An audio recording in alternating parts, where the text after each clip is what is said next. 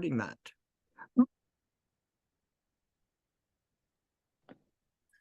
Fantastic. Margaret, excuse me. Is my audio okay? Can you hear me fine? Yes, ma'am. Okay, thank you. Thank you, Margaret. Janet. So welcome everybody to our May 10th meeting. This is the first general meeting of your newly elected Whiteaker Community Council. My name is Margaret and I am the newly elected chair. I've been with the council for about 4 or 5 years. Normally we wouldn't really do this, but I'd just like to take a second and have all the council members go around and say hello. And introduce yourself and what your role is. I'm Janet Ayers, candidate for Ward 7, 34-year resident here in the Whiteaker Ward 7 area. Good evening. Thank you for the forum, Whiteaker Community Council. Thank you. Thank you for being there. And Whiteaker Community Council members, board members. How about we start with Thea? Hi guys. So I am been an at-large member for I have no idea how long, and I have been the Parks and Safety Liaison. So that means I call and nag the parks when they get bad, and I call the city and nag them when they get bad. And in a few minutes, I'll give you an update on what's going to go on with the tracks next week, because they're getting really bad again. So I'll give you an update in a minute, but thanks for everybody being here. And why don't you pass the torch, Thea? Saoirse, our vice chair. Hello, everyone. My name is Saoirse. I use she, her pronouns, and I'm the vice chair of the Whiteaker Community Council. I was an at-large board member last year, and I also am a co-owner and the market director for the Whiteaker Community Market in the Whiteaker. And I will pass it on to. Thanks, Saoirse. My name's Claire Roth. I am the secretary with Whiteaker Community Council. Welcome, everybody. I will pass it on to Gail. Thank you, Claire. My name is Gail. I use she, her pronouns, and I am an at-large member of the Whiteaker Community Council. I apologize for my video being off, but my camera is broken and it ends up looking like some sort of crazy, scary fractal thing, and I didn't want you to be subjected to that. So thank you so much, and I will pass it to Derek. Hello, everybody. Derek David, owner of Jerry and Walt's Complete Auto Care in the Whiteaker neighborhood.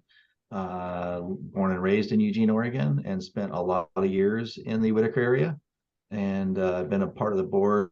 I'm at large. This will be my second term, and I appreciate everybody supporting us as we move forward.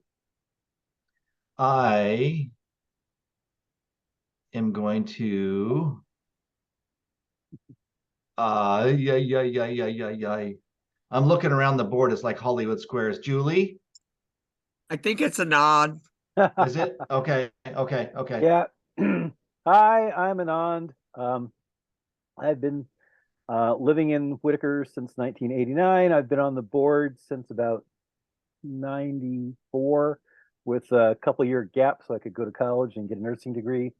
I am currently the chair of the Whiteaker Community Council's Public Health and Safety Committee meeting, which will have its own Zoom meeting next Wednesday at 6 o'clock, just before the board meeting.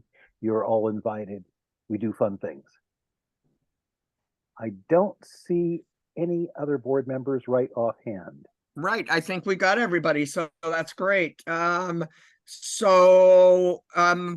always have a public comment that lasts about 10 minutes. We're pretty close to being on time. And so just so that you know, so Saoirse, the vice chair, is going to be she's co-running the meeting tonight. So Saoirse, can you explain to people when it comes time to talk to the candidates, how they will ask a question and how it will work, getting their name in the queue and all of that? Absolutely. So just a couple of requests as we go throughout the meeting. We ask that unless you are actively the person in queue and speaking, that you keep your microphone muted. This is important for background feedback, and so we can all hear each other clearly. How the queue is going to work tonight for asking questions. You can either raise your hand physically. You can use the raise your hand feature with the reactions in the chat.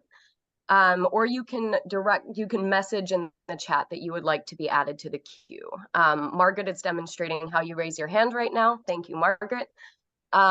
Once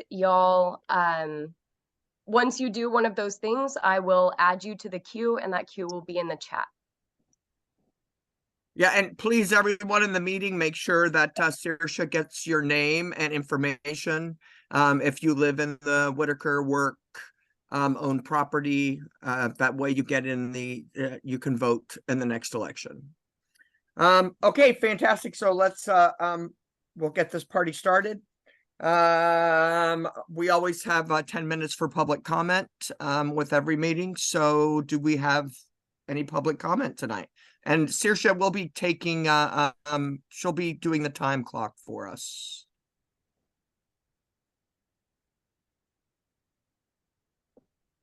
Thea, I know you have something to say. I always have something to say. So per Mayor Venice and Sarah Maderi and all my complaining, I am going to be meeting with both of them. Also, Matt Rodriguez from Public Works, a representative from EPD, and then Sean Bishop, who is the lone Union Pacific officer. And we are going to be looking at the railroad tracks. The trash there has gotten over the top. Union Pacific keeps filing no trespass, and it's not getting acted on. And it's getting really bad. I've been in the Whiteaker 27 years now, and up until a month ago, I only had 3 thefts off my property. And in the last month, I've had 3 thefts. So now we're at 6. So, and I noticed we have a few cars that are coming down Grand Street trying to make some deals of drugs. So we've got a dealer back in the neighborhood, folks. So be aware. If there is anything in particular you'd like me to bring up to the mayor and the city manager and our public works, please feel free to send me an email. I'll put it in my email in the chat for everyone to see. I will be meeting with all of them on Wednesday. And hopefully we're going to not only take a tour of the tracks, but we're going to walk through the neighborhood. We did this a couple of years ago and it was very effective. So we're going to do it again because we've lost a few businesses, folks. And we have a few others that are considering leaving. I lost a tenant of 16 years last month, and part of it was what's happening in our neighborhood. So we have to figure out how to work together on this. And thank you, councilor candidates, for all coming tonight. Really appreciate it. Do we have any other public comment? Really quick, I forgot to introduce Doriandra. She is as much a part of the council as any of us. Doriandra actually is our program director. If you had ever been to a vaccine clinic, if you see the commercials on TV about the housing and all of that, Doriandra takes care of all of that for us. She's been with us since 2021. Is that right? And I've had the great pleasure of working with her, and we're really grateful and lucky to have her. Travis, did you have a question or comment for public comment? Guess I did have a question for the Whiteaker Community Council. I'm just wondering if there's a standpoint that the council has taken on the various transient social services that are operating out of our parks, specifically the Underbridge Park adjacent to the skate park. Today I was reminded again with Black Thistle there doing their thing, which includes passing out needles as far as they've done in the past. I just think it's wholly inappropriate, and I'm wondering if the council has where we're at with trying to figure out a better place for these folks to distribute their harm reduction supplies away from children in the parks. So, I can answer that and tell you that that's a very good question, and that this is exactly the place to bring it up. However, this is our first general meeting, and we only have had one business meeting, and we talked about business. So that's something that we haven't even had time to discuss or take a stand on, being a new board. Fair enough. I But just if we could put that in the notes and talk about it at a later date, that would be great. thank you. Yes. And how are we doing on time?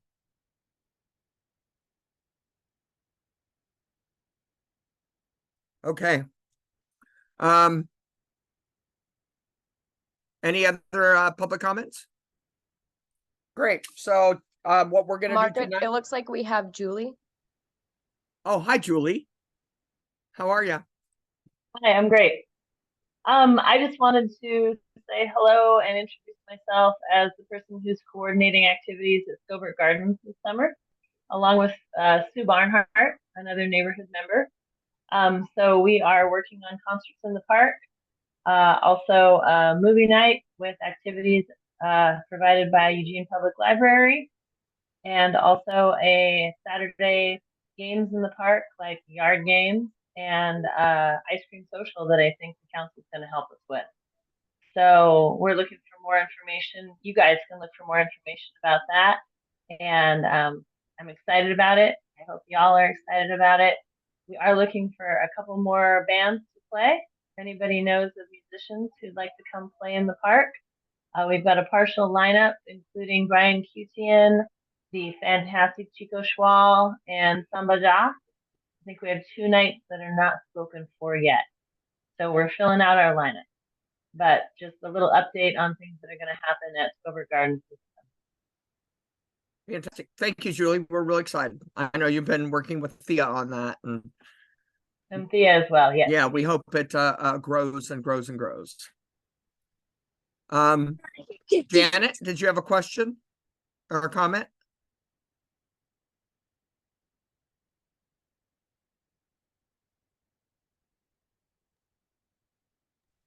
Oh, Okay. I was muted.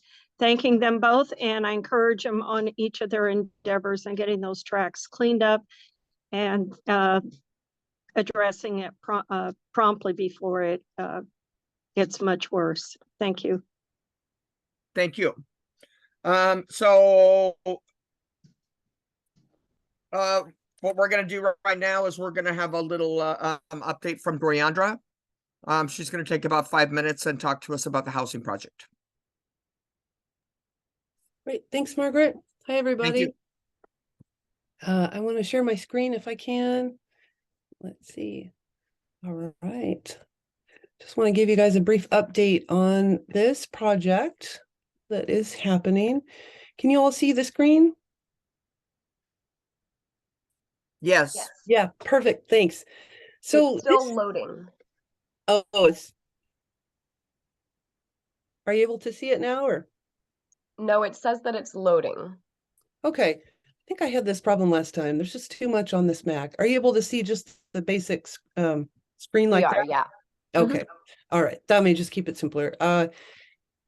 So we just wanted to let you all know about the Housing is Healthcare program, which is a program that was started with the Public Health and Safety Committee, which is part of the Whiteaker Community Council.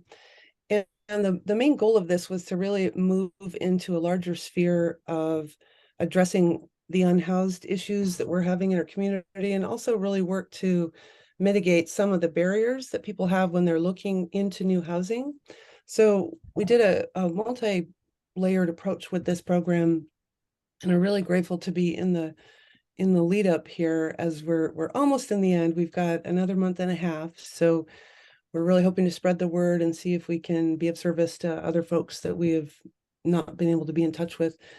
The majority of all of our intake is coming from the 211 service, which when folks are in need, they're able to call the city 211 line and they're directly referred over to us.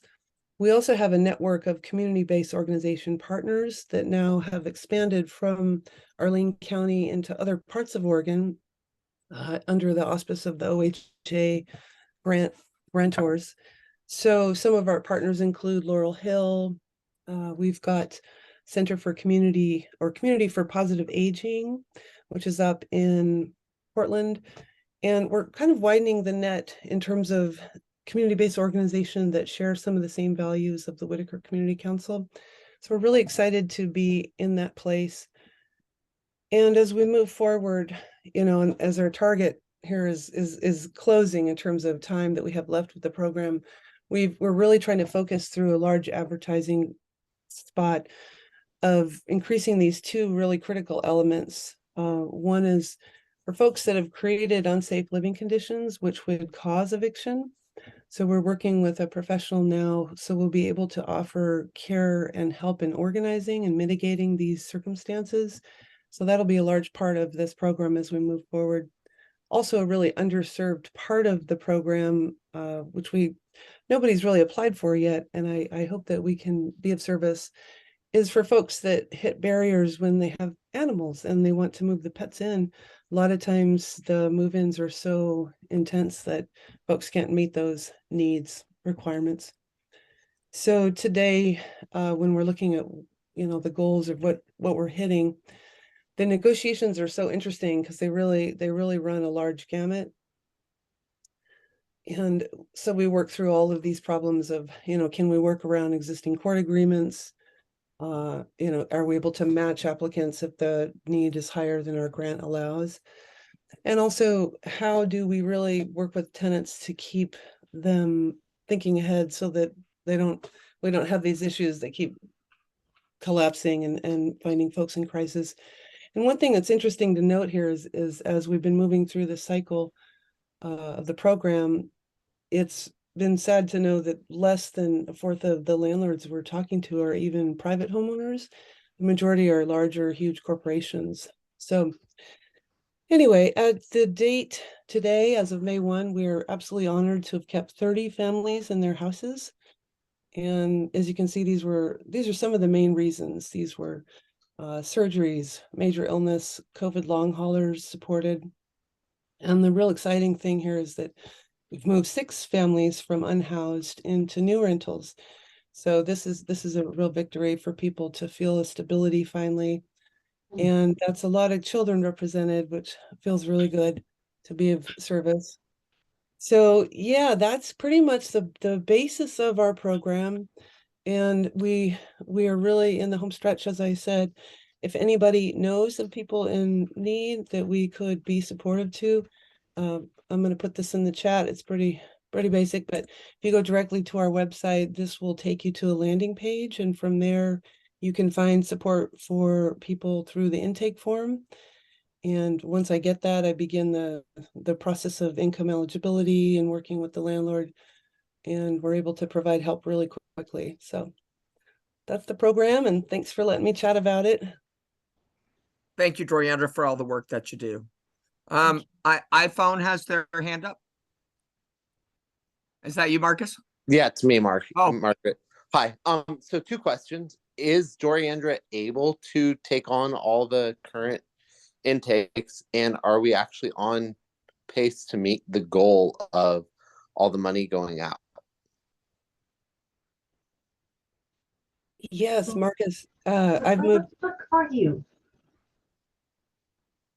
I'm sorry. Okay. I guess someone had their phone on. So Marcus, I think you asked 2 questions. One, yes, I have moved to full-time on this project, so I am able to process all of the intake. And then secondly, I think you asked, are we on track to utilize the funds? Yeah, that was basically the question. We have until the end of June to spend the money, or we're having to talk to somebody else about why we didn't. Yes, yeah, good point. So that's why I've kind of reached out and spread the network a little bit farther. So we're taking on and being in support of other community-based organizations that their funds ran out and they still have clients in need. So Sure. We're on track to finish the grant. And so did we spend the money on advertising and we're still having to branch out to others? It was part of a process that we agreed on with OHA with the advertising. Right, but sorry, that was my question because it just seems like if we were going to reach out to others, we could have put all the money into others as opposed to spending money on advertising that doesn't actually put people in housing. Sure. I think our main impetus was really to function more in Lane County. That's what our grant was specifically for. And so that is our onus to serve here first. Okay. So that was really why we wanted to push the advertising out and get more people aware of the program. Okay. Just to comment on that, I can tell you that I was contacted by 3 Whiteaker people right here in the neighborhood after they saw the commercial. Because they were unaware of the fact of what we were doing, because nobody ever said anything. How much? And so 3 people were able to reach out and get in contact with Doriandra, and she's working on getting them the help right here in the neighborhood. And that would have never happened without that advertising. So that's truly great, but how much are they going to get versus how much did we spend on advertising? Was it a 3-to-1? I don't have the numbers, but no, but you get my point. I do, but for me, Okay. you Sure. No, that's they're going to get a home. Sure, but I mean, that's my point.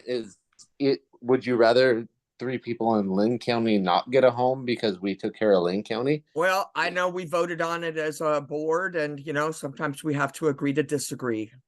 Sure, I felt like that money was meant for taking care of people, not taking care of. And we voted on it as a board, and that's that Okay.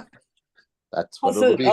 Also one more thing to point out, since the radio spots on KRVM and which were given to us at a great discount, and the Eugene Weekly, and then the TV ads on KMTR, my intake has doubled for our Lane County residents. So the advertising has worked, and I'm getting an average now about 12 respondents a day, where before it was about 3. So the advertising has worked really, really well. And to just be more specific about outside folks, the only money that we're spending for other CBOs at this point has been less than $2,000 compared to the over, I think it's 102,000 we've put right back into our neighborhoods. So if that kind of helps show the quality and the amount that we're spending in our immediate area, I hope that helps. And so we do have 2 people in the queue, and then we're running a little bit behind on our schedule. So we're going to move to the candidates as soon as Gail and Travis have an opportunity. So Gail, I think you're up. Actually, Travis is first. Oh, okay. Your name is in there first. So that's I just saw that you had highlighted the fact that 25% of the participants were in the private sector or private homeowners. I'm wondering why you highlighted that, and further what that means to you. Oh, sure. I guess I was really surprised that 75% of housing that's available for rental is not owned by private people. And that's kind of why I was struck by that fact that most of our checks that were going out to landlords to keep people in housing is not really for people. It's for it's for people, but it's for larger corporations that really have the bulk of the rentals here in Eugene.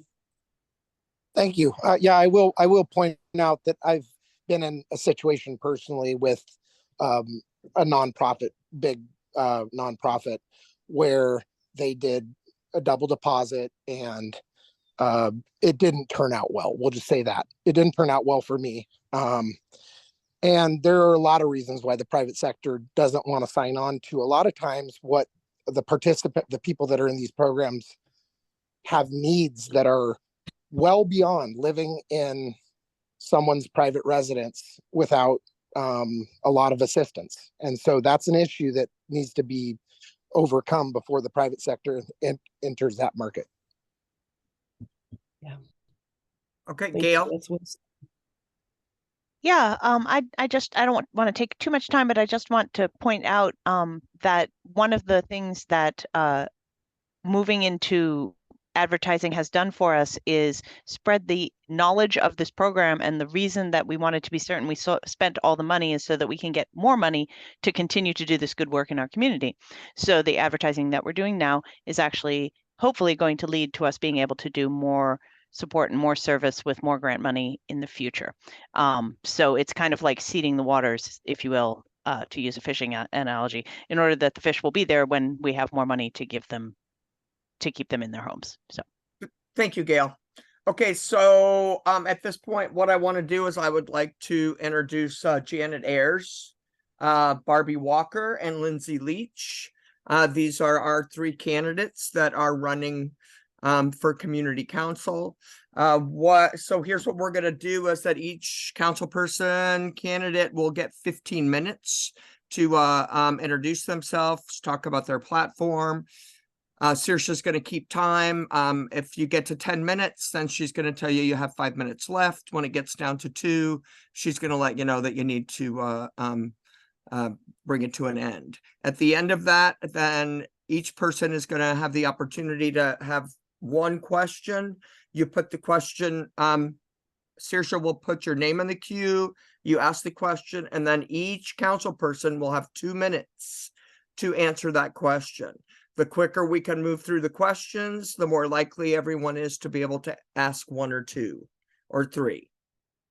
So that being said, let's just start with Janet Ayers. Saoirse, are you ready? Do you have the 15 minutes?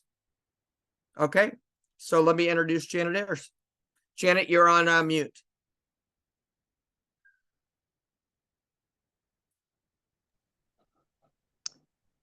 Are you able to hear me? Are you able to hear me? Yes, we are. Okay. First of all, I had my hand up, but I did want to echo Travis's sentiment as a small housing provider. Exactly what he says would also be true in my case for what I just wanted to echo what Travis stated. I'm Janet Ayers. I'm a candidate for Ward 7 council seat. I was engaged in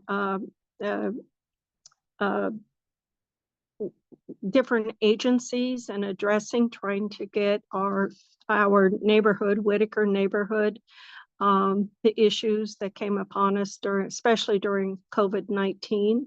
It's been in a declining downward trend as far as the public safety and the risk issues.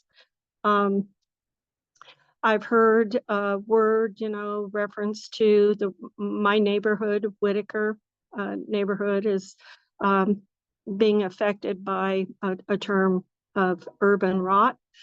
I wouldn't use the term rot, but we do have a wonderful, diverse neighborhood, and we have some very serious issues to address. I'd like to give you my response that was published in the Register Guard. I will support safe and healthy shelter for unhoused individuals who abide by reasonable rules that ensure the safety and peace of other citizens and businesses of our community. I will advocate for stronger measures to crack down on predatory criminal vagrants who victimize both our homeless and housed neighbors. I will seek to rescind the extreme upzoning of single-family neighborhoods, which will displace lower income renters, degrade neighborhood livability, and provide substantial profits for large private equity funds based outside of Eugene. Our local dollars leave the state. And I believe that's what keeps Oregon, if not Eugene, in a perpetual cash needy community. I will seek to rescind the extreme upzoning, or I said that. I will vote to fund adequate emergency and public safety facilities and staffing to ensure resident safety, especially in Ward 7, where the council's upzoning will create much higher density than current service levels are prepared to protect.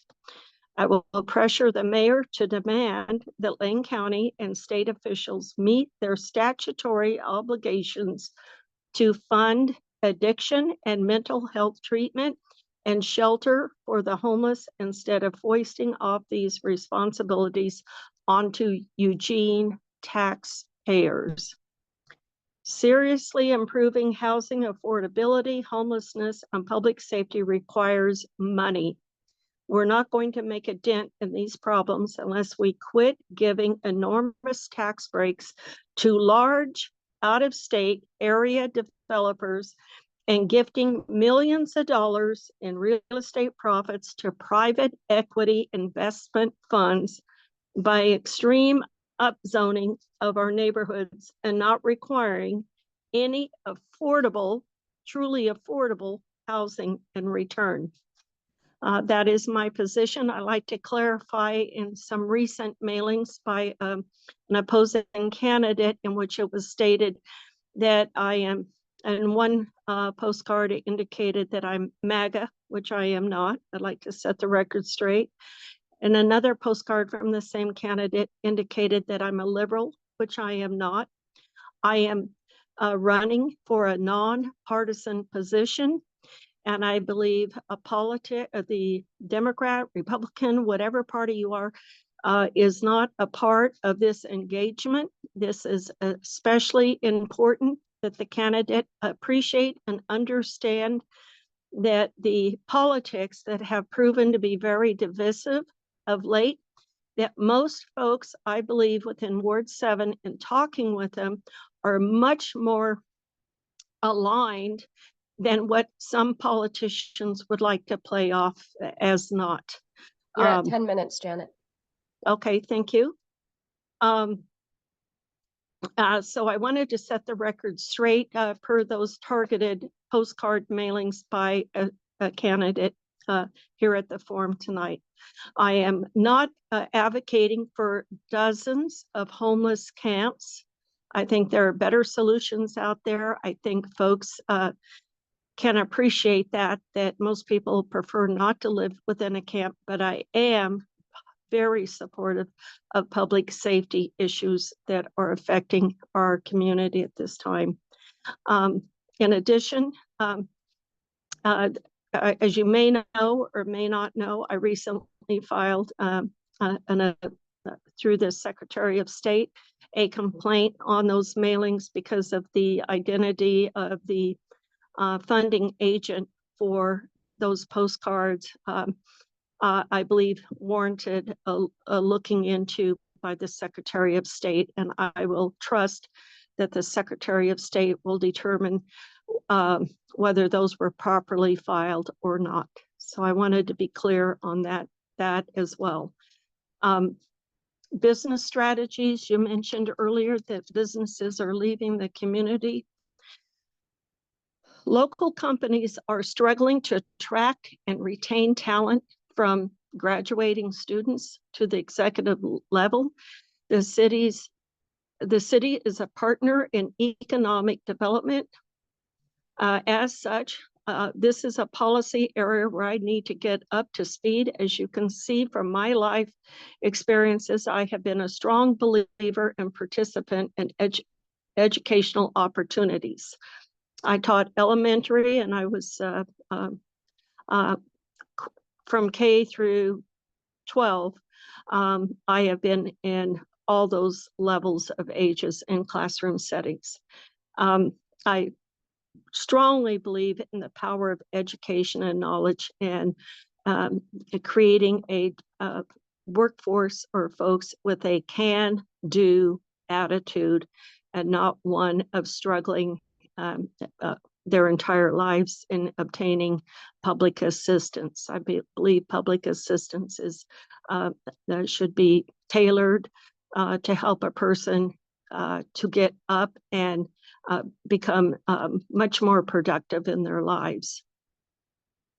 I'm a strong advocate in protecting the Greenway. It looks like the city is going in the opposite direction in allowing more and more encroachments to be permitted within our Greenway.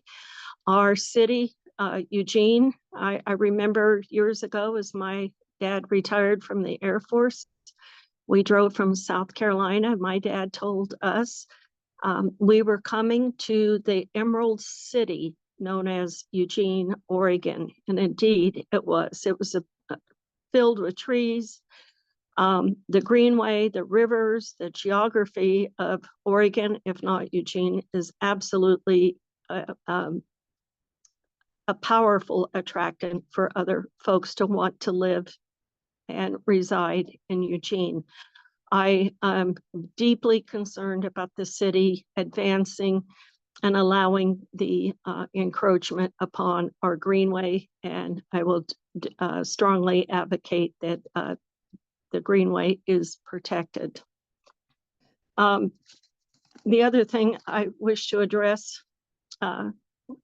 once in the council seat is the city not to be engaged in the real estate business. That is to say, to acquire properties and offer them to private equity real estate firms from out of state to develop and then move on out of the community. I want to see our local economy addressed and supported so that we have a vibrant community of folks that are able to afford to live here and pay the taxes that are necessary to keep the community safe and clean and an attractive place to live, and with safety being number one. I'd also like to see where the city addresses local business above out-of-state folks coming in and grabbing onto the sweetheart deals that are becoming all too often available. You have 5 minutes left, city. Janet. Okay, thank you.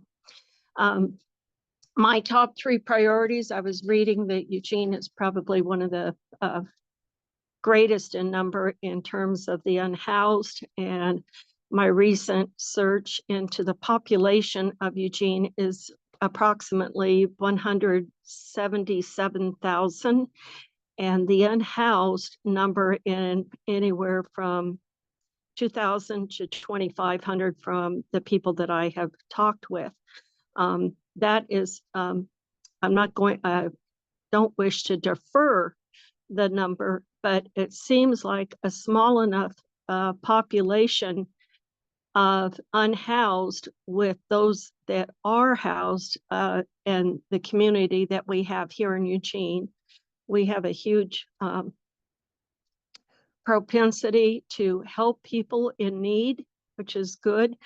But in relation to the number that actually reside, 177,000, with the approximate number of 2,500 folks that have seemingly have got us in an impasse in how to address the housing issues for that percentage of the population that are residing here in Eugene.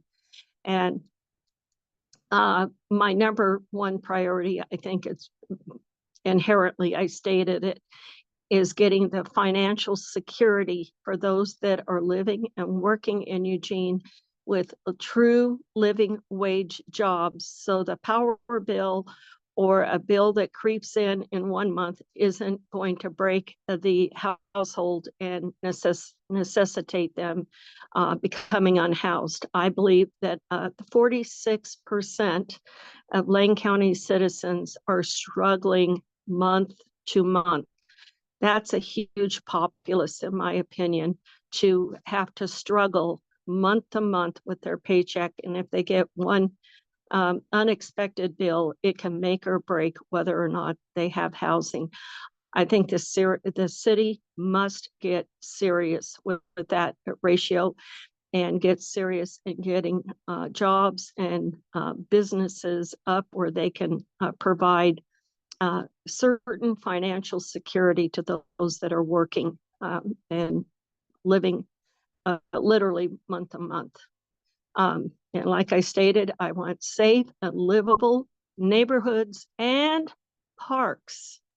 I don't want to go to my local park worried if I'm going to be harmed or witness to acts that are not usually permitted by most parents for their children to view. And I'm You speaking have 2 of minutes left, Janet. the passing of the needles in the parks. I am with Travis on that. Black Thistle sets up a station.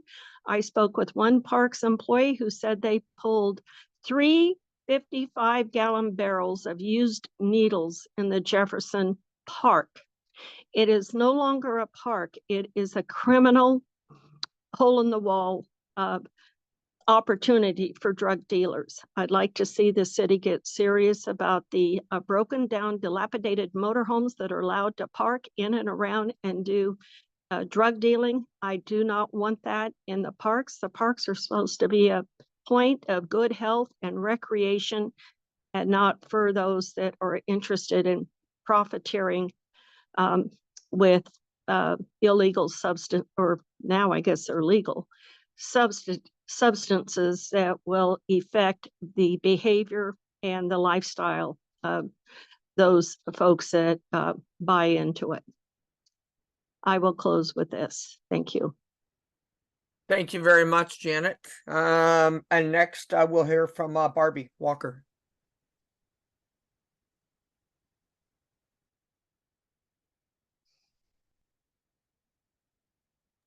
Mute.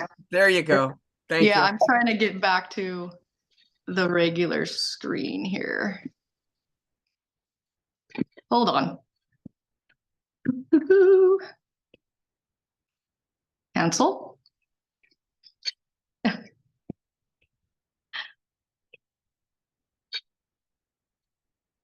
Bear with me. There we go. There we go. Okay, are we good? We're good. Okay. It was being weird here. I wanted to get back to a regular screen and it wants me to do a background. I don't want to do a background. Let's go like this. We'll go like that.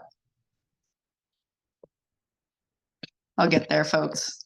I don't know why I just said, there we go. All right.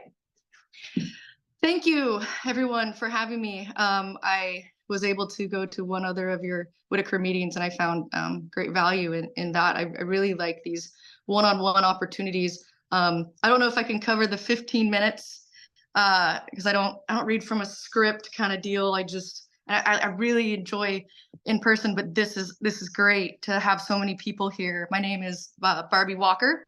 I am a candidate for Eugene City Council Ward 7, which encompasses River Road, Santa Clara, Bethel, Train Song, and Whiteaker. So where do we start? I think what people ask is, why are you running? Who are you? Where did you come from? All of a sudden, so to speak. And my answer to that is, I've lived in Eugene now for 25 years, just via Corvallis, just down the road kind of deal. And I've lived in many different wards, nearly all of them, these 25 years, which has afforded me a really good screenshot of Eugene and the different demographics and different times in my life where I've been put, or where I put myself, whether comfortable or uncomfortable, whether it was work or whether it was school or whether it was volunteering, which I'll get into that, has moved me along to really understand Ward 7, which is also very diverse, right? With all those different areas. And so it's a pleasure to be in this ward now, having that 25 years experience of all the other wards, and be able to communicate effectively with all walks of life, with all different people, with all wants and needs and dreams and hopes, and seeing how different parts of Eugene function, and being on their little different community organizations, or their volunteering there, and what can I bring here and then learn in return from the organizations that are here. Not to sidetrack too much, but I was at the River Road one last night, and we discussed their River Road Santa Clara neighborhood plan that they've been doing since 2017. Which is really interesting, and I've been watching it since 2017 from afar. I didn't live over here then, and so what I want to bring to the Whiteaker neighbor and Ward 7 as a counselor is some really good, common sense, clear, concise dialogue for people, for what the people want. I don't feel like, and I know actually, not feelings, I know that people aren't feeling heard on the council level. What we're getting is no constructive dialogue where then it's delivered to the councils and then it comes to fruition, right? And I believe I can be that person, that I come to these different meetings, I talk with people, I show up at the different events in person, non-scripted. I do it myself with a different life experience and volunteerism that I have, which is many avenues of volunteerism, and then deliver it to council in an objective, pragmatic, common sense way. I think there's some main concerns with Ward 7. Let's talk about safety, which will circle in then to the Whiteaker. This is the organization I'm in front of right now, right?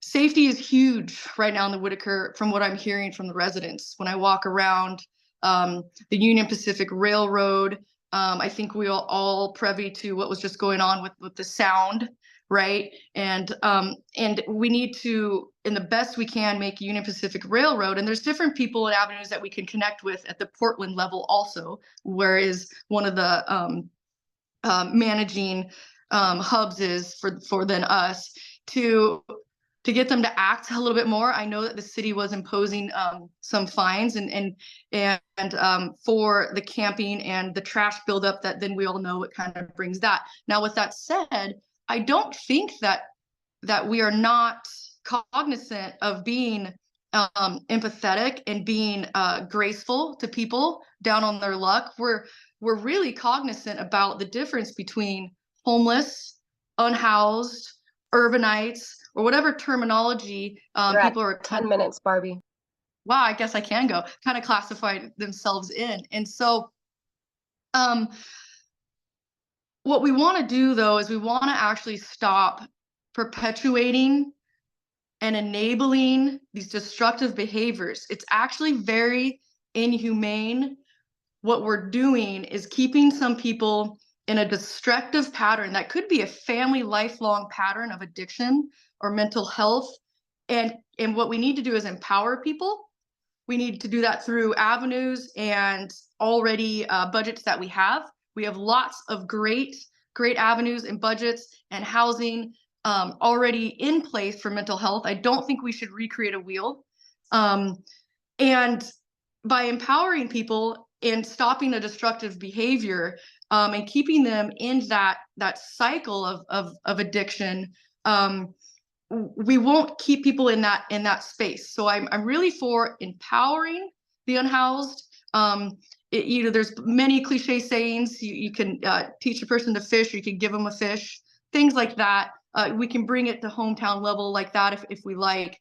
I think that the sources we have, whether it's Buckley House or Whitebird or St. Vincent, or what I was with the Junior League of Eugene, which was huge and monumental in building the girls' youth house over St. Vincent with St. Vincent. I was on that VP board over down Willamette. It's not in this ward, but that girls' youth house wasn't institutionalized. Beautifully done rooms. All of them had different quilts and different themes. These girls wanted to go to school and they wanted to have an education and they wanted somewhere where they could sleep and grow and be productive adults, right? So we get them that housing. What comes next? Well, let's talk about another part of volunteerism that I was in and how we can help the unhoused, right? Direct impact, something that leads to something. We can all feel good about ideas, but let's do something that leads to something that's measurable for us, right? So then we did the ID program. The ID program is wonderful. We've got, and this is more of the youth is what I worked with, but it also happened at the legislative level with Representative Lively at the adult level also. So what I dealt with is there's these kids that they're going to school and they need to get their GED. Well, you need an actual ID to get your GED, right? And they don't necessarily have the parents or the tools or the money to do that. We made a program, Junior League and myself, with 4J School District, Julia Johnson, where we sat down with these kids, met them where they were, and filled out the DMV forms with them. If they were missing a birth certificate, we said, not a barrier. We know you have enough barriers. We'll get there. We'll find that birth certificate. We got them a birth certificate. You need a social security card. We will get you that. We happen to know a social security office here in town. Then once we gathered them together and we got all their forms ready with the school district, we all went down to the DMV together, rode the bus, We let the DMV know we were coming, of course. And then we sat there and I went counter to counter with each kid, paid for their IDs. We were swapping cards, debit cards, all this and whatnot, and got them their ID, right? And people say, well, that's great. That's something to chew on because now they got their ID, now they can go with their GED. But it's more than that. And this is where you get to know me a little bit. The smiles on their faces, that they had an identity, that somebody cared about them, that this community didn't let them down, was so valuable.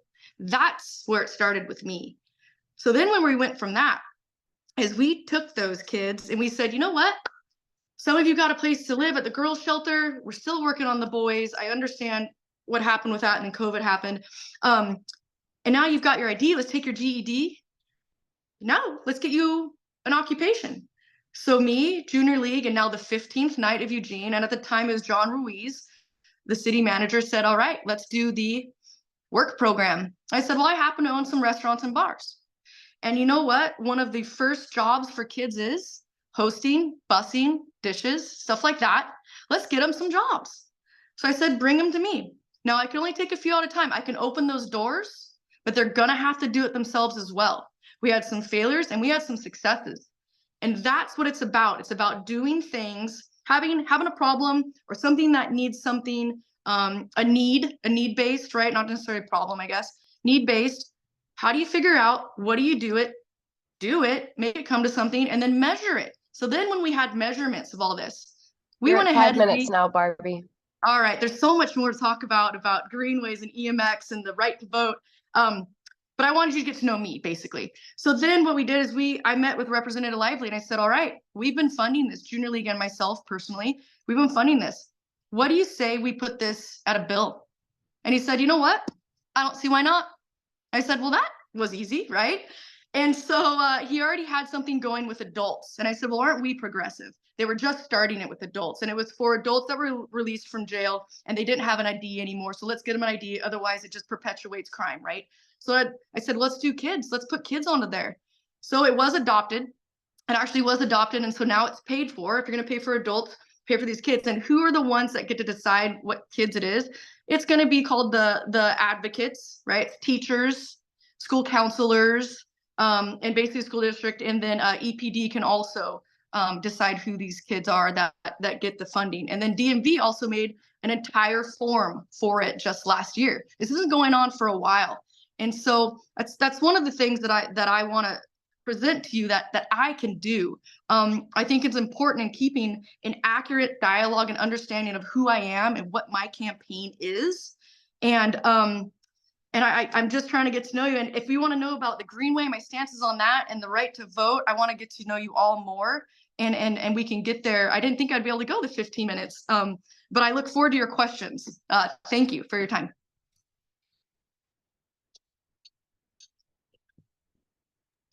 It would help if I unmuted.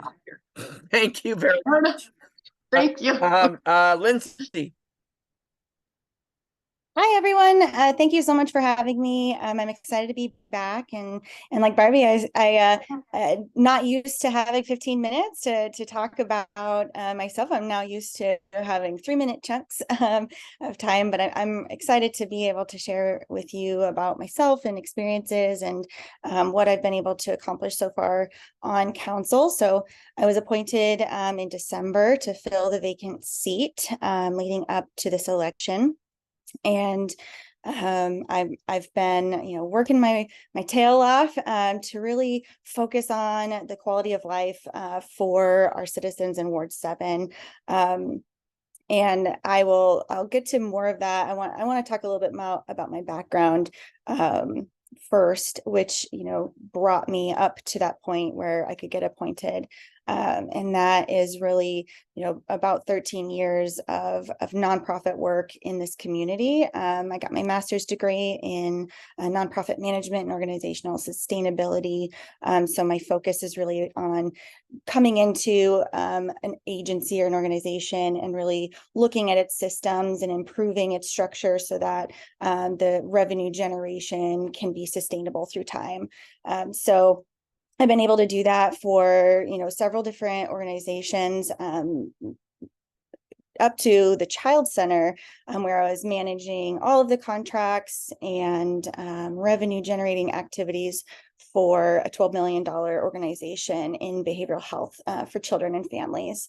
And that really meant working really closely with the county, with the state, with Oregon Health Authority, all of the insurance providers like Trillium and Pacific Source, on contracts ranging from Children's Mobile Crisis Response Program that runs throughout Lane County, and the Children and Adolescent network that transitions kids who are in crisis out of the emergency department and into appropriate behavioral health care.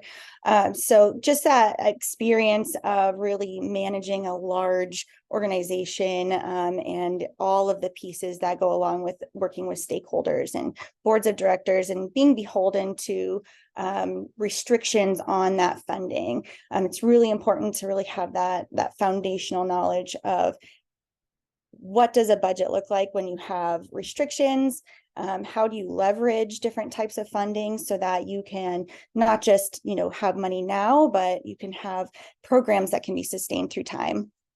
And so now I'm the executive director of Well Mama, which is much smaller than a $12 million organization. But now I work directly with families every single day who are struggling, navigating the transition into parenthood.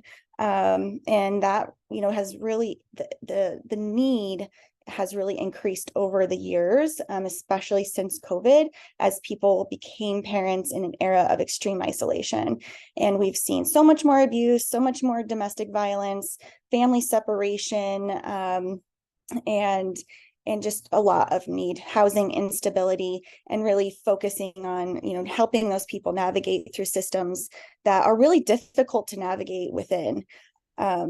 And so, I come with the framework of really being very, very well tied into the community and what people are going through. And so that's, leads to my passion in behavioral health care, and what kind of prompted me to want to be on the council is that I see this, play between the city and the county and this tension there, and, whose responsibility is it for the lives of our citizens, and it's all of our responsibility, and we should be working together, and we should be meeting at the table and really working to find common goals and get to a place where we can achieve those. Even if we don't believe on the method of getting there, we can all find common ground somewhere. And so since being appointed, I've really had that focus of meeting people where they are and helping to improve their life. And so one of the very first things that came up when I became counselor is this noise ordinance for the Zippo log mills. And it was that low frequency noise. It was a lot of people had been affected by it for years. And so I crafted an emergency measure to eliminate the 30-day waiting period, so that people could get some relief as soon as possible. It felt like as soon as that was actually taken care of and they moved that planner indoors, after putting a lot of pressure on them, after lots of communication with the community and with staff and with the company and fighting legal battles, they finally moved their planner. And then it felt like, oh, wow, here's another siren noise coming from Union Pacific. And so utilizing the network that we had established with communication via social media and emailing, I was able to really broadcast a lot of information out that we got from Val Hoyle in terms of complaints. And that was taken care of much more quickly, thanks to this community-led grassroots effort. And You're so at 10 minutes here, Lindsay. Thank you. So Union Pacific was able to decommission their engine, and thank goodness, because I could hear it and it was awful. It sounded like a tornado siren. And so there's been a lot of moments where the community said, this is wrong and we need help. And I did everything I possibly could, which is, a lot of phone calls, a lot of emails, to try to not only hear what they're saying, but do something about it. In terms of, the unhoused, yes, it's a big problem. We need to address it. And one of those things is a housing shortage, and specifically affordable housing shortage. I've said prior that I would always be voting for more housing, but within that, we are developing the neighborhood plan, and I've been a strong advocate in working with the community organizations involved in the River Road Santa Clara neighborhood plan, as well as the Willamette Greenway code amendments, and really strengthening the regulation around how do we process these applications and what metrics and clear and objective standards are we going to have, so that when people do develop in these areas, these are the criteria that they have to meet, and those need to be acceptable. And so we've spent hours and hours and hours, meeting with the community, and I think we've come to a fairly good place with those code amendments. We have clear and objective standards for greenway development, in a pathway where people will have to, there's increased setbacks from the river. There's native planting requirements, there's public access requirements. A lot of the things that the community said is a priority have been able to be included in that. And everything will always come with a big public process. So within that framework, now we can add housing and feel good about where that is. There have been a few different affordable housing unit dwelling units projects that have come up on council. One of them is the Coleman that's coming up as a transitional housing from sponsors. And one of them was we gave the naval base to Homes for Good to build a huge affordable housing complex, and that will have childcare and so there is motion in that regard, but it's not enough. And so recently we looked at the state requirements for the camping code. And it's my opinion that, we already have people camping here and they keep getting arrested and moved around and their property taken. And where can they be? Where can we find legal places for them to be that are acceptable? And can we guide them to that instead of continuing to set them up for failure? I talked to one gentleman at length who has been arrested 68 times. He said the majority of those times it was because his tarp was just over a line or a piece of personal property was out. That means 68 times that he's been fined about $250. Where are we setting this person up for success instead of constant failure? How can we move the needle so that enforcement is going to help? So we're going to keep working towards it. We're going to keep getting better, dialing it in, and keep getting more affordable housing. And I think I want to use my experience in behavioral health for over 13 years to help add qualified mental health professionals. Right now we have a shortage. There's just not enough mental health professionals to meet the need. So I've been, working with Lean Workforce Partnerships, the Economic Development Organizations, Lane County Health Council, the county, just a lot of different entities that are working towards different ways to incentivize or change how we can qualify mental health professionals so that we can get more of them that are here in our community, more people that are here in our community qualified to serve those in need. The model that I use at Well Mama is peer support specialists. And I think I'm excited to learn that Lane Community College is offering You're at 5 minutes, Lindsay.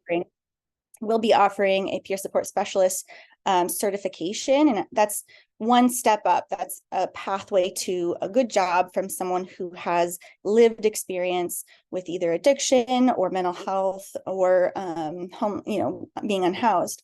And so there's there's a missing component in between that and being a qualified mental health professional. And so I'm working with all those entities to try and fill that gap, that middle missing piece. So there's a lot of things that are coming up. You know, I'm a landlord.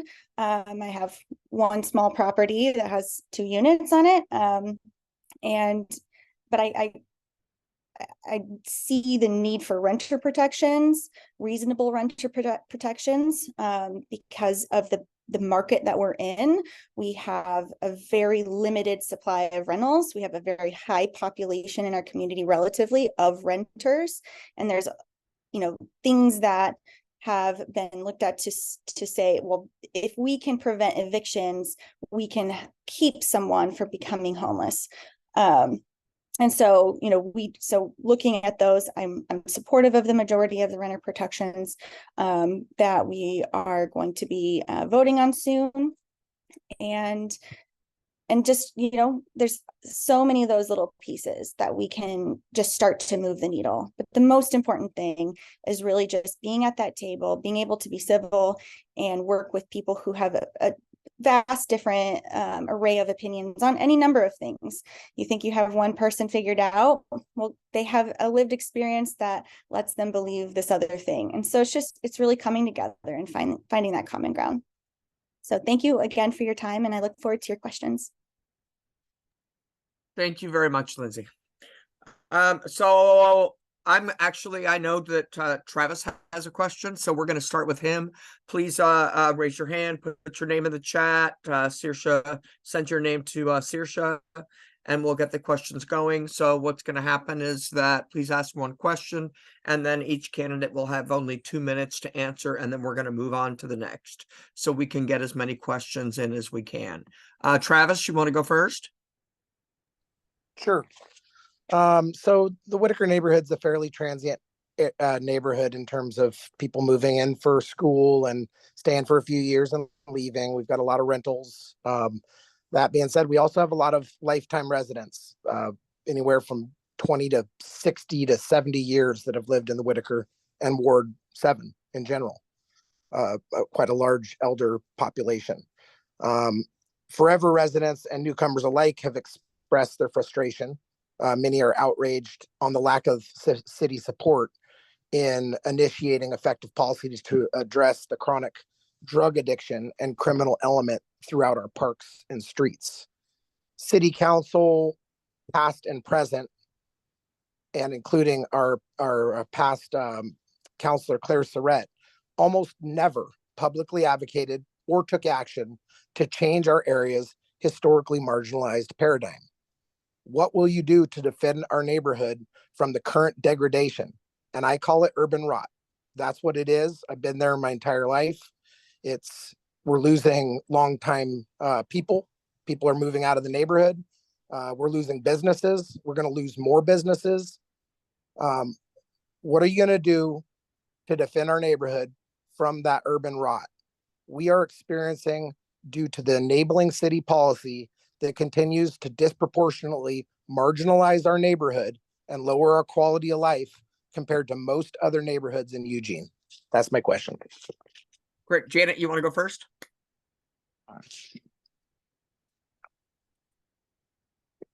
Are you ready, Saoirse? I am.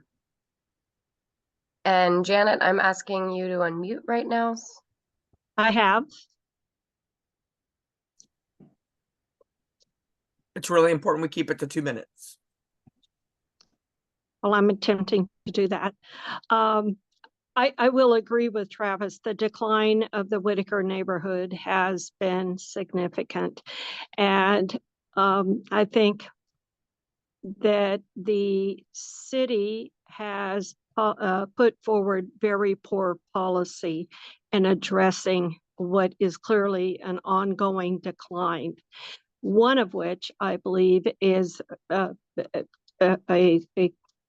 way to address it is providing living wage jobs for folks that when they do get into housing, how are they able to sustain that when it's a month or less than a month of ability to pay the rent and all the other bills that come with it.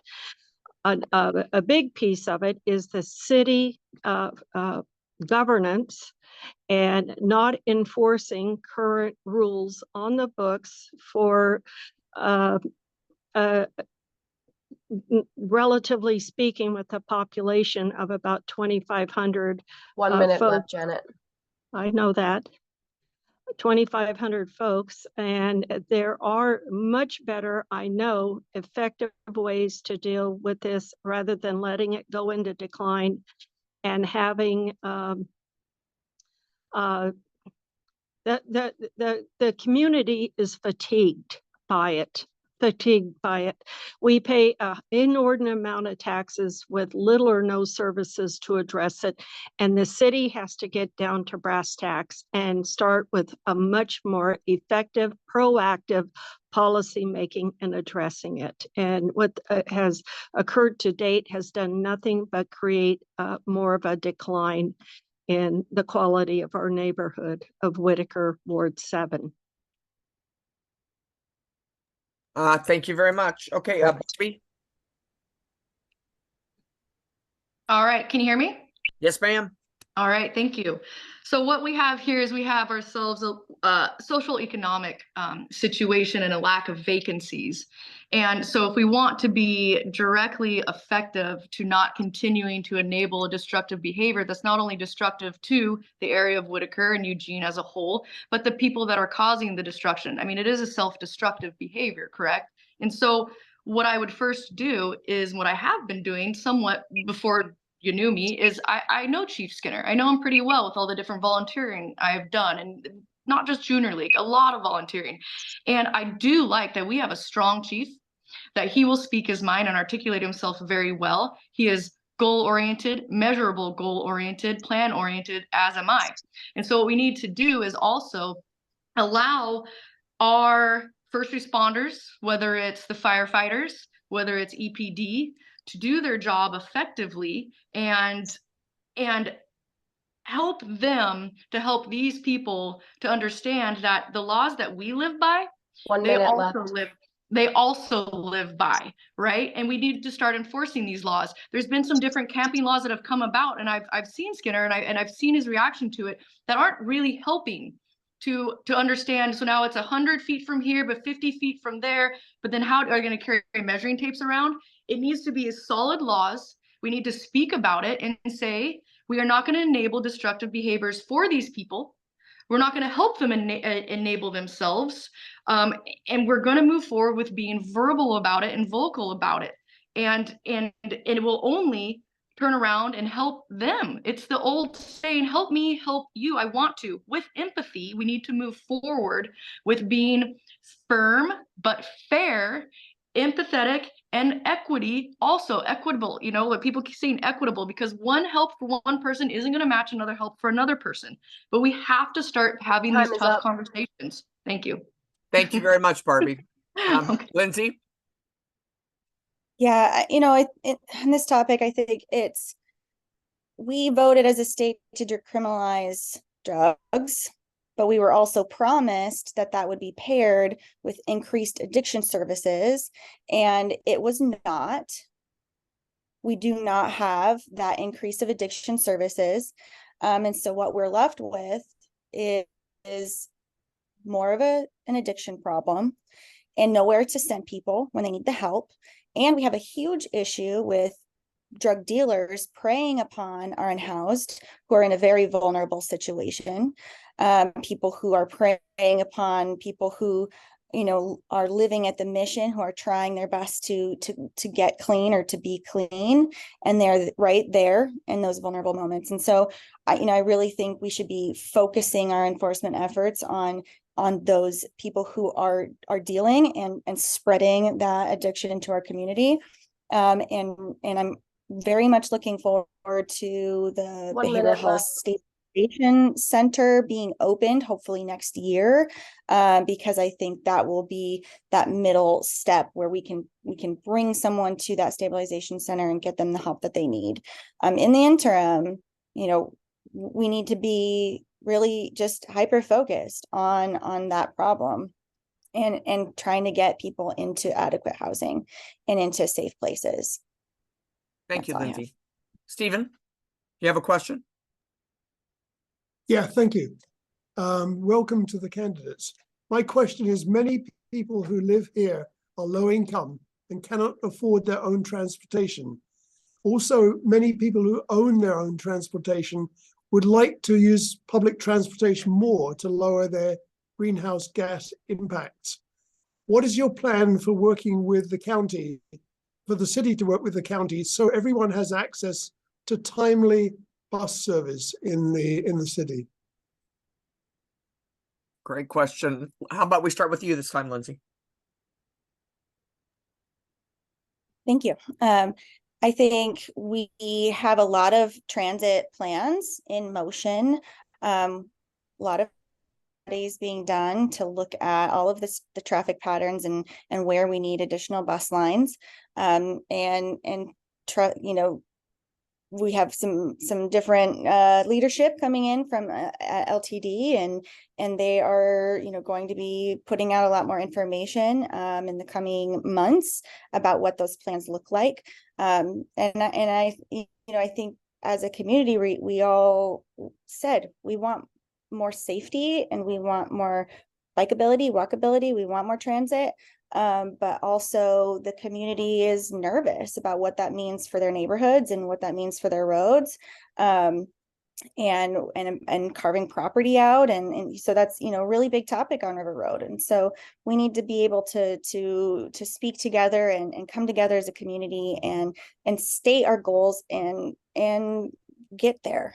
So yes, you know, we have the ability to gain a lot more federal funding if we go with the higher level improvements, and that can go towards our climate action goals and our ability to have a community that's more, you know, able to transport themselves around without cars. And that's going to be more important, you know, moving forward, because the state has said that we are eliminating parking minimums. There will be more people in the community that don't have that transportation. So yeah, more communication, more engagement is going to be necessary to the community and from the community. Thank you very much. Barbie?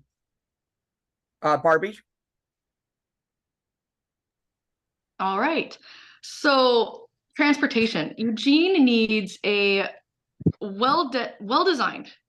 We talked about this actually last night at the meeting at the River Road Santa Clara meeting. So it needs a well-designed mass transit system. You know, we need properly sized buses. We need point-to-point service. We need excellent roads. We need plentiful parking and charging stations. We'll get into things that have changed with parking. Well-maintained sidewalks. We need walking trails, bike paths, maps. All sources of transportation need to be available to everyone. We can't marginalize any person. And you know what somebody doesn't need is to get on a bus, then have to take a transfer to the station here and a transfer to station there. And when I was talking to Councilor Evans a long time ago, I said, listen, people can't afford to take LTD. He said, what do you mean by that? I said, well, you're talking about working families or people with disabilities or whatever it can be, or even students, right? The buses aren't even picking students up to go to school on time, or they're at school too ahead of time. And we have these huge buses. And so what we need is a well-designed plan. And we need it to be transparent. And so I do believe I'd love to talk to Jameson Otten one-on-one, but I've seen him in different forums that I've gone to and different speaking engagements. And I think he's a great thinker. And I think he's trying to be transparent. And I have talked to Tiffany Telfer Edwards and Pat and all of them about where is this design going? And is it going to be practical for the people that are using it, and to be cognizant of going green and environmentalist and the cost of it. How is this cost going? Where are we getting it funded? Lots of moving parts when we talk about transportation. With that said, I'm all for Arcimoto. I'm invested in Arcimoto. I know one of the founding people of Arcimoto, Jesse Fittipaldi. I've known him since college, and I believe in different modes of transportation. We can talk about the scooters now; it's a different thing. But let's get a well-designed plan. Let's be transparent about it. And let's actually be green about it, and let's be cognizant of our neighbors and be good hosts to the people that live upon River Road that already had some of their land taken away when we expanded River Road, if people remember that. All right. Thank you, Barbie. Janet? Yeah, in my discussions at the several city or the neighborhood associations, listening to people. The ridership simply isn't there to be running these huge buses up and down River Road with maybe 3 to 5 people riding those big buses. The LTD needs to do a much better study of where we are currently. We are not a metropolitan city yet, and I think they've got plans and design as though we are. We're not there yet. Many folks have talked to me about the need for smaller buses so that they can go in and out of maybe smaller roads to be more widely serviced, kind of an intermediary in between the ride source and what LTD currently offers in those big buses. We don't need on many of the routes those huge buses running with 4 to 5 passengers in it. Is just, to me, just appalling, a waste. They also need to map it out. I know in driving transportation for 4J 1 minute left. 4J school district, they have software apps or folks that are transit planners that have a very in-depth an accurate way of addressing what the city needs are. With LTD going to a Portland organization, CH2M Hill, and putting out that 400-page report that really didn't meet the needs of the citizens that were affected by closing down River Road from a 4-lane to a 2-lane. I think a much better, with more qualified transit planners that are in the know and can study the current situation, the transportation needs here in Eugene, and while keeping an eye to what projections there are for the future. But first and foremost, they either need to get the ridership up, or more likely they need to start with smaller buses. We don't need great big buses going up and down River Road, spewing out diesel. Time's I know up. there are a few. Thank you very much, Janet. Julie. What I would like the candidate to speak to is sanitation issue in the Whiteaker. Specifically, while we are working toward these admirable goals of a living wage and affordable housing and equitable places and identifiable safe places for people to camp, in the meantime, what are you going to do to get the city to address the very real and very significant health issues posed by trash, by rotting food, and by literal biohazard, by literal human waste that is being left on our sidewalks, on our property, and on our parking strips by people who have no other places perhaps to put them, or don't know where to put them, or don't care about where they're leaving these things. It's a substantial issue, and there's a very real disease hazard. So what can you do to help the city address this more appropriately? Thank you, Julie. Barbie. Okay, very good question. So my response to that is, what did the city do when they cleaned up under Washington Jefferson Street Bridge every 2-3 years, right? Can we not do the same thing? Where was the budget for that? Where's our budget going? Not only is it proper to bring in enforcement so people don't do this and don't continue to do this at some level, and I let Chief Skinner do his job, let them, the experts do what the experts do, right? And keep in contact with him. But what did they do? What did they do there? What did they do to clean up right before the Worlds is what I would bring to council, because all of a sudden Eugene looked really nice right before the Worlds, right? So what are we not doing now? Why is it all falling back again? You know, the city was fining the Union Pacific, what, $1,100 a day for not cleaning up the railroads in Union Pacific at some point, right? With the unhoused and what was going on there. Should we as a community organization join together and maybe say, hey, us neighbors are coming together and maybe we'll fine you, the city, for leaving trash in your streets, trash here and there. This is supposed to be 1 something that minute. you're supplying as a city. So it's really coming to council with common sense dialogue and putting all the cards on the table and saying this is a problem, and not beating around the bush and being direct with what's going on, and then also sorting or citing where they have done cleanup and why is it not happening here as well. That's why I say that. Thank you very much. Oh, I'm getting lost. Janet? Yes, the sanitation issue is a big one.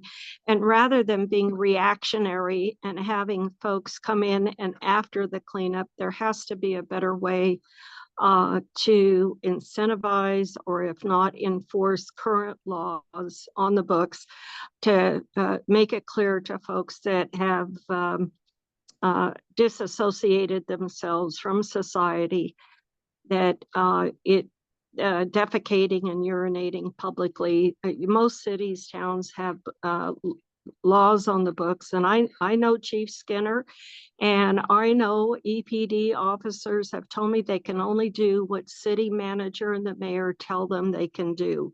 They are not at liberty to enforce the laws, as my understanding and talking to the many EPD officers, that they are guided into what enforcement actions they're able to act upon, and to a lesser attention on those that they probably shouldn't.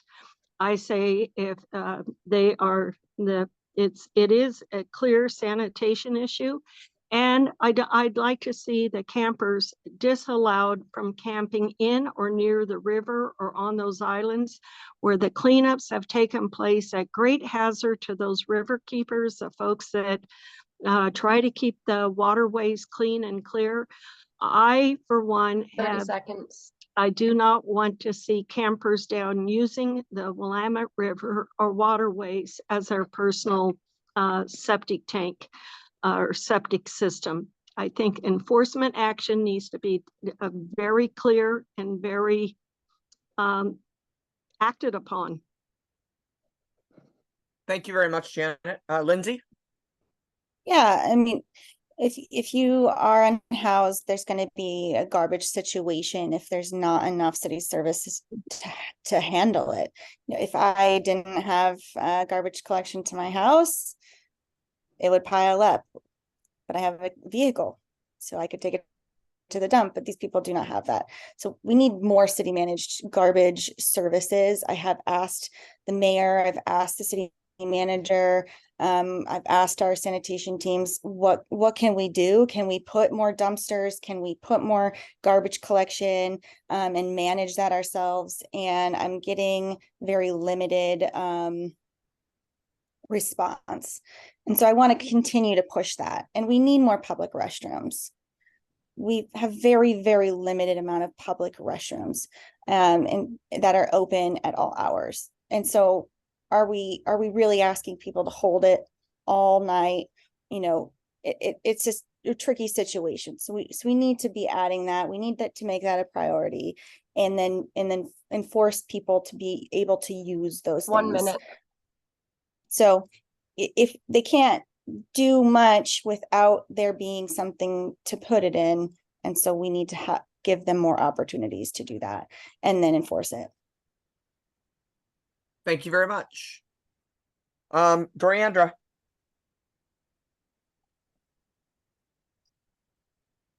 I think Chris was first. Oh, I lost track. Thank you. Chris, sorry about that. Thank you. Thank you. Hi, candidates. There's often a problem with illegal camping on my street, which is difficult when I have a 3-year-old and an 8-month-old, and often have to escort my 3-year-old around Needles. And when I report that to the online dashboard on the city's website, it kind of feels like, you know, dropping a penny into a wishing well.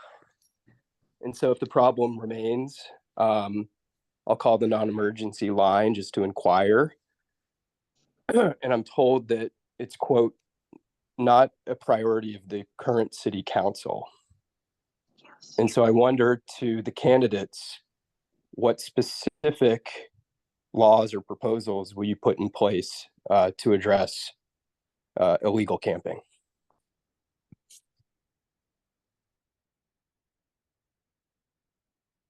Janet?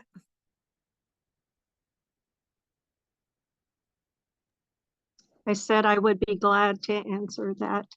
The Supreme Court, as I understand it, made a ruling that in cities or jurisdictions where societies exist, that they must provide places for folks to rest and use a bathroom and dispose of garbages. That's why we have these safe camps that with varying levels, they have different restrictions depending on the camp. And as you get lower to the bottom of the tier, there are camps that are not really considered a nonprofit, but they kind of go off to themselves and self-manage. So to address that, it seemingly with the Supreme Court ruling mandating communities, cities, towns to provide these places. Otherwise, they have the right to camp wherever they deem fit. And if a city, as Eugene has provided, I understand they're under-serviced, they're not being used. If they're out on the sidewalks and they have availability in these safe spots and they're electing to spread themselves across the sidewalk, they should be directed to those safe camps where they're able to use the resources that are available within each of those camps up to the lower tier of those where they're pretty much on their own, do I say?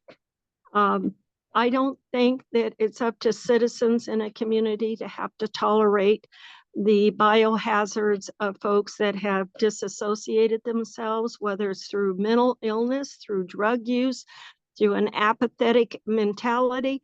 I don't think the mainstream of most folks living in a society should be forced or expected to tolerate that. Thank you very much, Janet. Barbie? All right, so there's a lot of moving parts here. First of all, public camping, unfortunately, to some degree, it's a violation. It's not a crime, right? And so there was a court case where it was Martin versus Boise, where his Fourth Amendment, he sued Boise because his Fourth Amendment right was being violated. And what that was is it was cruel and unusual punishment because he was over-ticketed, right? And so that created a response bill. What that response bill was House Bill 3115. So what I would do on the council level is some of these bills and some of these documents are what we call living documents, right? And so they're in for interpretation, just like a judge interprets a law or what's before him. So the language of the 3115 that we have as a city, we need to make clear how we want to interpret that, because the way that we live by laws as citizens that contribute, that want to work, play, live, retire here, raise our families, other people need to live by those laws too. So when we're talking about needles or unhoused or illegal camping, we need to look at that 3115 House bill and we need to interpret it how we need to interpret it so everybody lives by the same law. And then with the cleanup, once again, how does the city clean up anything? The city cleans up parts of the city. Maybe we should, like I said, like they fined Union Pacific, I think it was $1,100 a day or something. Can we come together and find the city for not cleaning up the city streets? And it shouldn't be on us citizens. Shouldn't be on us citizens to go around picking up needles that are given out at Washington Jefferson Street Bridge amongst kids. And I don't see any really kids skateboarding there anymore or playing any horseshoes. And so that's what I would do. I would look at that language. Ooh, I got to talk fast with these 2 minutes. Thank you very much. Lindsay. Yeah, I mean, 3115, the council is working on drafting that ordinance, and I think it's everyone can come together on certain pieces, that we don't want people camping in the park. We don't want people camping where ADA accessibility is an issue. We don't want people in motor vehicle areas where they could get hit by a car. So we've come together and developed this long list of prohibitions on where and we would not want them to camp. And that's going to be coming to a public hearing. So you all have an opportunity to voice your opinion on that. But then the other side of that is how is that enforced, and then what is left over? Where are people going to be able to camp beyond that ordinance? And are people just going to be left to figure that out on their own? And yeah, I mean, absolutely. We just spoke garbage, needles, all of these things are a problem. We should be doing more about it. And then also reminding that whoever wins this election, you're one person on a council of 8. And so we can't ourselves do anything. We can help, we can bring up topics, we can push forward, a work session. And then it's up to a group of 8 to make these decisions and work together on that. Thank you very much. Briandra. Thanks, Margaret. So my question is just basically about our unhoused folks struggling with housing in the community. The main reason most of us don't have housing here, many of the people, is that they just simply can't afford what's here. And everybody's basically one step away from crisis, whether it's illness or car wrecks or whatnot. So what is your plan to make sure everybody has a home with a door that they can lock at night to be safe? Good question. Janet? My plan, as I stated earlier, is financial security, ensuring that there are living wage jobs. First and foremost, you have to have the capacity to be in a housed environment and the ability to have the other facets of your life, the bill paying capacity. Also, the city is pretty deficient, I think, in not making certain that the projects that they have provide to these out of state developers, these private equity real estate folks that come in and grab all the goodies from the city tables and then leave. I think we need to make it a priority that it's a local problem with local solutions and with local businesses providing, getting those contracts to develop and to together work it together as a community of Eugene. It should not be going to out of state, out of town folks. We have plenty of businesses here that are local, have been here for many years, that know of the problems and would be the best to address the housing, ensuring that they're the lower rung of housing affordability, while also providing jobs that are true living wage jobs, not just month to month, but where one is able to have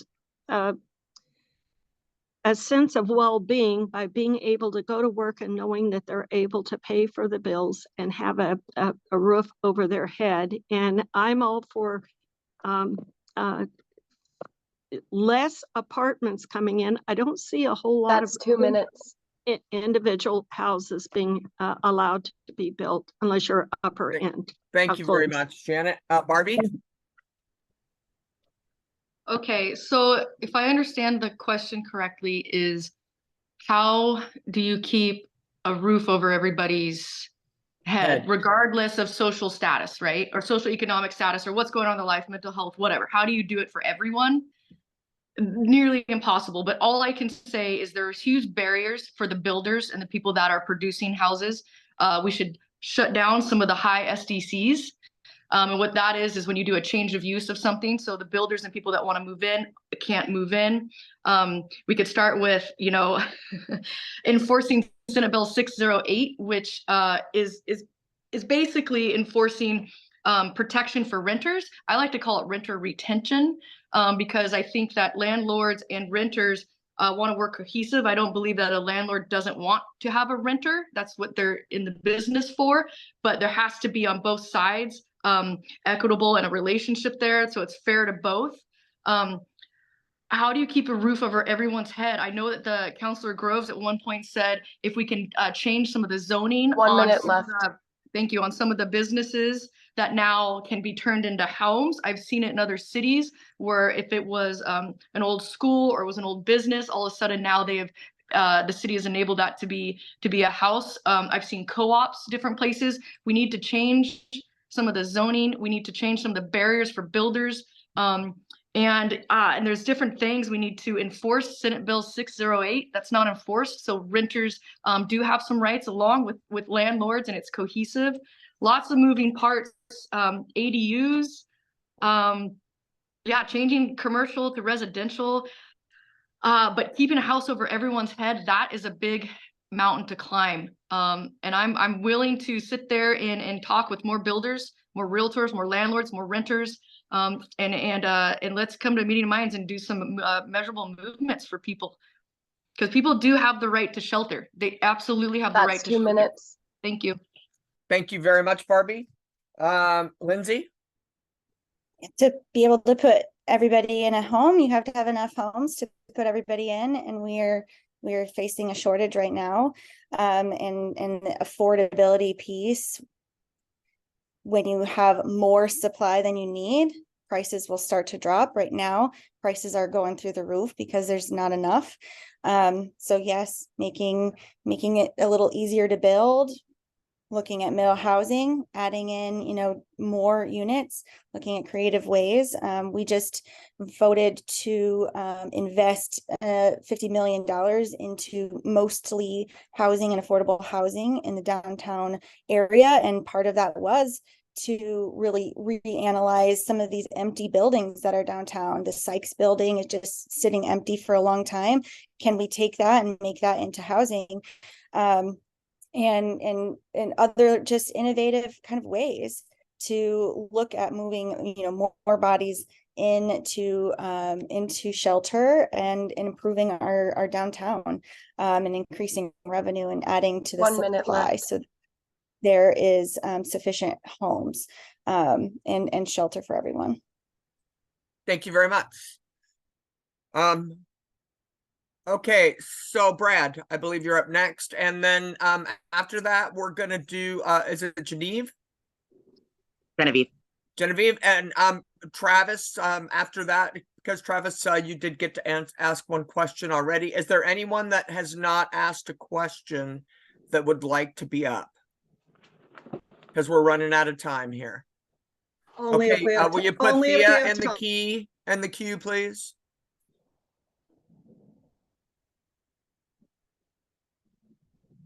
And then Brad, are you ready? I am ready. Fantastic. So, first I just want to thank all three candidates for showing up. This has been very informative for me. I really appreciate you being here. I have one transportation question, but I have to give a little background first. So bear with me for like 45 seconds. Over the last decade, Eugene has seen the number of people riding bikes to get to do their business drop to less than half of what it previously was. Not rather related to that, the city council passed a Vision Zero, which I at the time called Zero Vision. As soon as that was implemented over the next 2 years, we saw a doubling of the deaths of people who were not in cars on our streets. A doubling. That's a non-trivial change. And in our neighborhood, I look out and I see that I've seen the traffic surveys, Railroad Boulevard, West First Avenue. The majority of the cars are going 15 miles an hour over the posted speed limit. And the posted speed limit itself is 10 miles an hour over the statutory speed limit.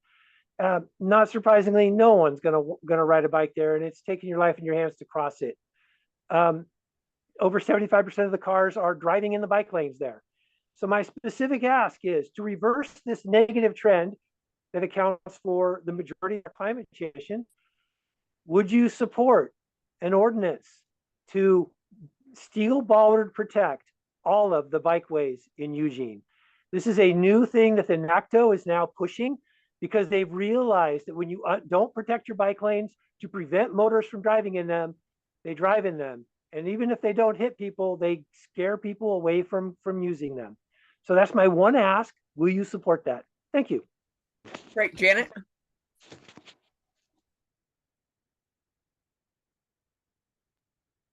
I'm sorry, could you restate what the proposal was for the barrier to keep bicyclists safe? And He wants to know if you'll support protecting all of the bike lanes in town. And correct, Brad?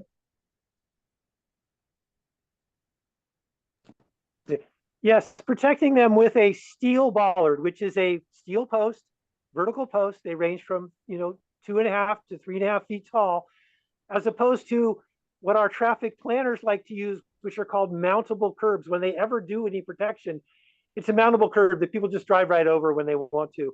And I've watched them do that. Right.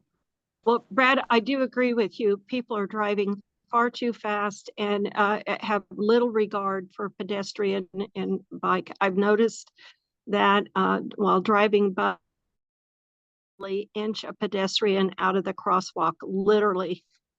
I think that the River Road in particular needs enforcement pretty much 24/7, I would say.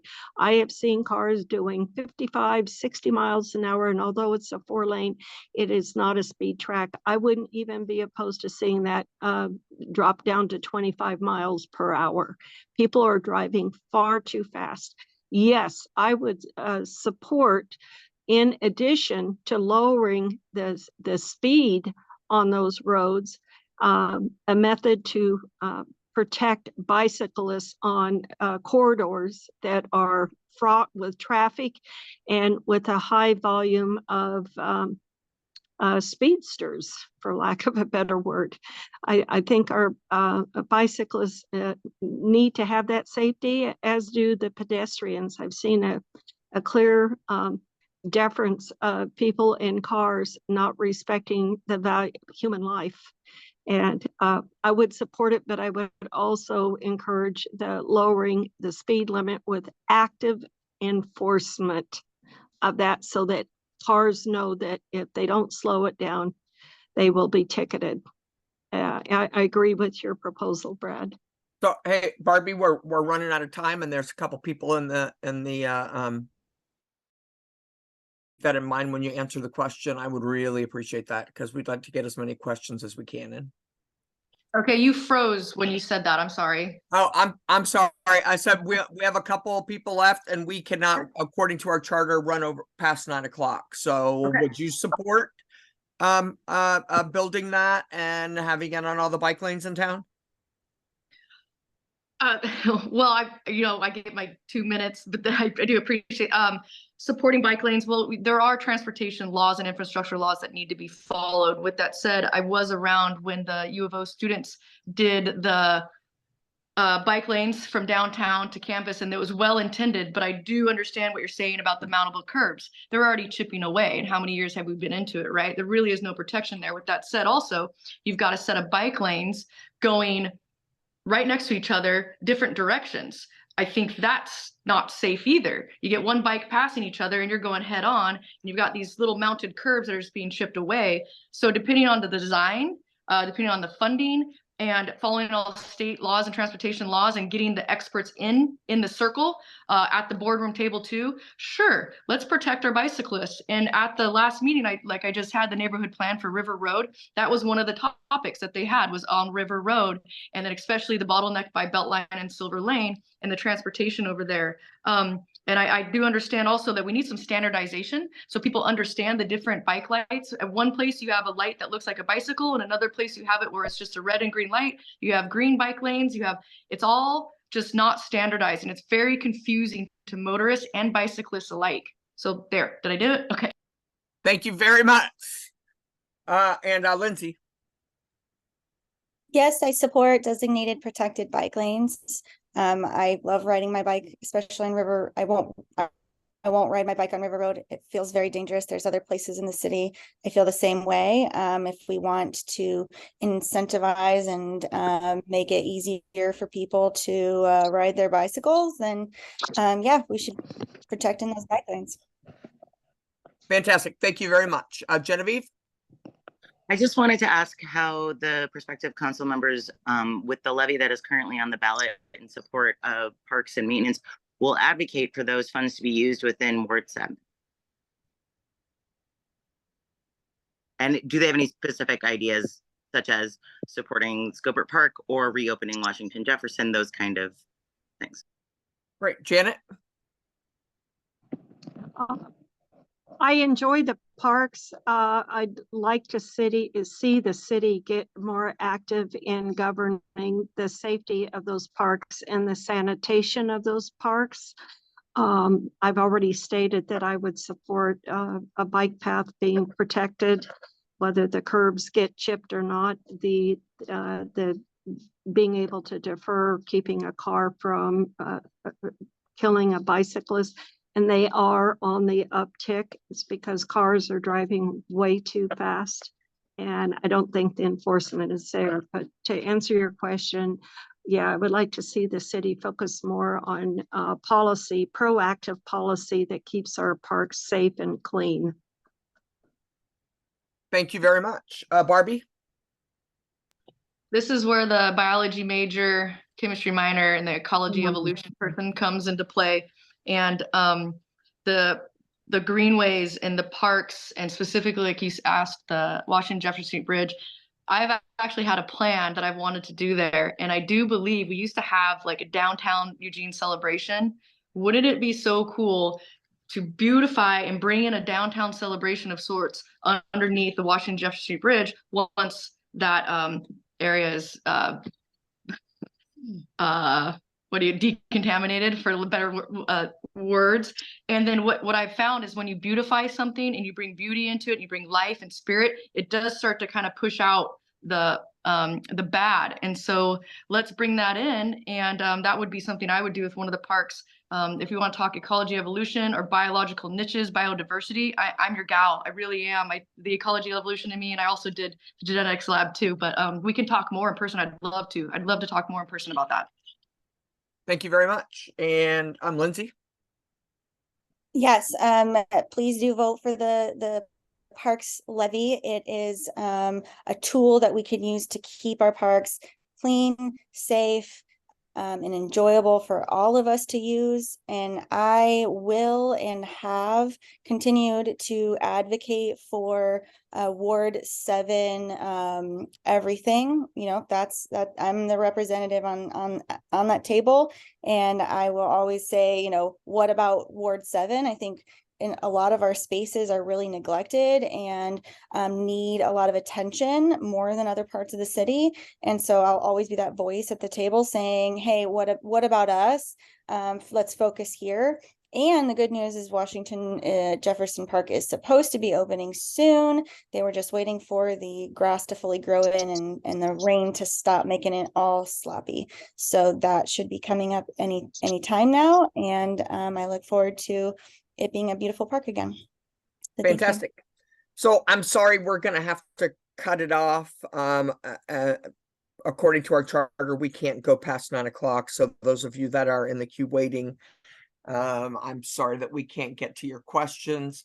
What I will tell you is please feel free. We have the general meeting on the second Wednesday of every month, and everyone here is welcome to come. We'd like to invite whichever counselor gets elected to please come back and celebrate with us, and we can ask more in-depth questions again. And does anyone have anything that they would like to see on the agenda for next month? Julie, you have anything you want to see on the agenda for next month? No? Margaret? Yes, I'll email it to you. I'll email it to you if I come up with something. Okay, maybe you could do a little spiel next month and tell us what you're doing. Oh, okay. Okay. Thea, Okay. what were you going to say? Just a reminder, in August, Oakshire is hosting a fundraiser for us around sanitation and safety. And it will happen when our normal general meeting is. We'll have more information coming out, but thank you, Jeff. And thank you, Oakshire. Yes, Maybe thank we can you get some very trash cans much. and And beautification. Janet, did you have something for our next meeting? Well, I'd like to, I know they're having some of the in-person Whiteaker meetings, unlike the past where it's been at the Head Start there on North Grand, that annex building. Head Start's getting ready to use that as an office. I know that of late they've been using the Mission at times for meeting points. I was wondering if anyone could explore other venues for those meeting points. Besides the Mission? Yeah, for consideration. Well, you know, we're more than happy to consider any venue, but the Mission has been fantastic with us. And Yeah. we do not have the equipment to run a hybrid meeting.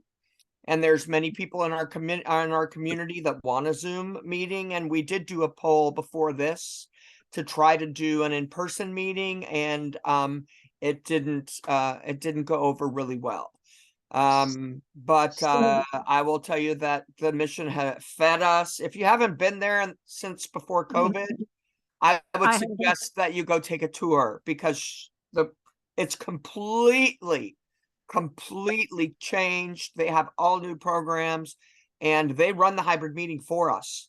They have all the equipment and they feed us. They're teaching people a trade. They're teaching them how to work in a kitchen and get out and get an apartment and do all of that. Well, I know it's a worthy organization. I was just concerned about the safety with meetings running into the evening, but I will look at it. I will make a visit there at the same hour as the meetings are and get a feel. Fantastic. And we're going to continue to look into trying to get a hybrid meeting. Okay. Thank you everyone for coming. I really thank you, Cindy, for being here. Thank you, Janet, Barbie, Lindsay, you guys have been great. I know this was kind of a push, and there was a lot to it, and we really would like to invite back whoever wins. I would assume that any of you will come back, right? Yes, and even those that aren't, even the ones that don't get the seat should come. Yeah, if you live in the neighborhood, please, or if you don't, please always feel welcome to join our meetings. Does anyone else? We have one more minute. Any? I had a question. Yes, ma'am. My name's Elena. I just wanted Elena. to echo Genevieve in the comment that she made about business incubation and support for small business. I'd love if we could go further into that at the next meeting. I'm a self-employed and small business individual in the WIT, and it sort of seems very impossible to open up a brick and mortar in the WIT. And so Fantastic. I'd like to talk about that further. Do you have our email, right? Yes. Can you send us your ideas, and we'll make sure to put them on the agenda for the next general meeting? Sure, that sounds great. Thanks. All right, fantastic. Thank you very much. Thank you, everyone. And we'll see board members next week. Thank you. Thank you all for coming. Thank you.